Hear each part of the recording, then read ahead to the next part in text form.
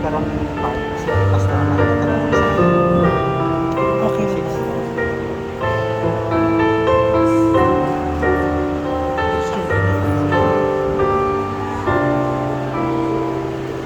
Si Maria, isa ka matutong kaalagad sa Ginoo. Ang iya kabuhi, inhalad niya sa Ginoo.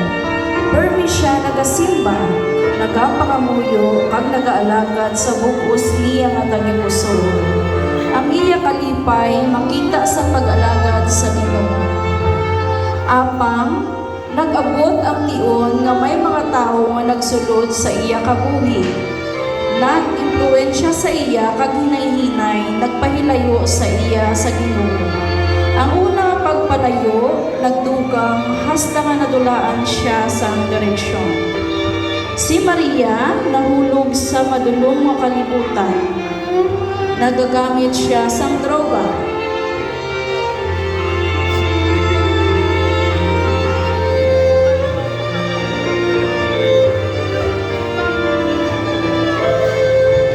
Nagasigarilyo.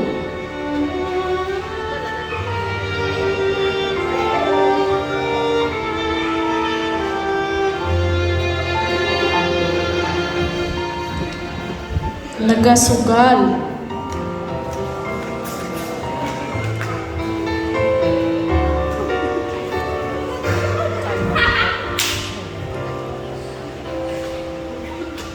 Nagainom.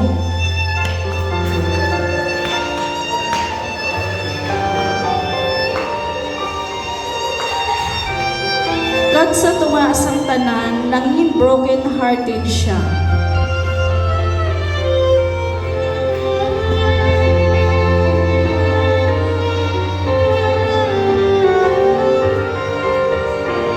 Ang kasakit sa iya tagipusoon, nanging mas mabudlay pa kaysa sa iya ginahimo nga mga bisyo. Sa madulong nga mga gabi, nagahilibion siya nga wala sing may nakabati. Nahuna-huna niya nga tapos na ang tanan nga wala na sing paglaom, nga wala na sa Diyos nga para sa iya. Apang, bisan sa pinakamadulong mation sa iya kabuhi, wala gid siya ginbayaan sang Ginoo. Ang gugma sang Diyos nagapakita sa iya, gugma nga wala nagakapoy, gugma nga wala nagabatawad. Hangtod sa isa ka tion,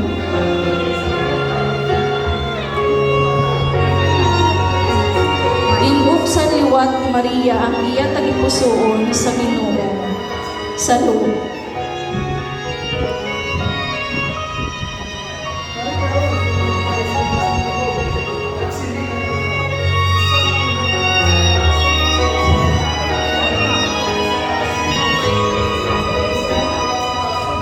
Sa luha kapag paghinulusol,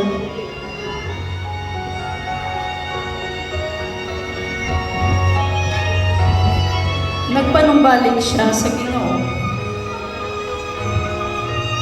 Sa iyang pag-alaga.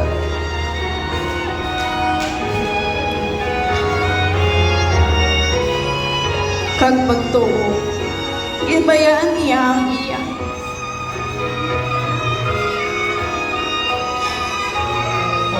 Ang iya sila.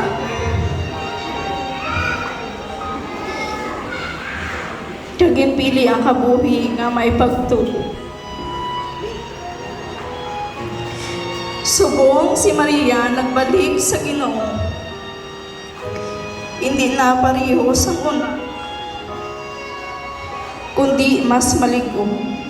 Ang iya na istorya, isa kapag pamatuod, nga bisan ano pa kalawig ang aton pagpalayo sa Ginoo, siya handa permi magbaton ka magpatawad sa aton.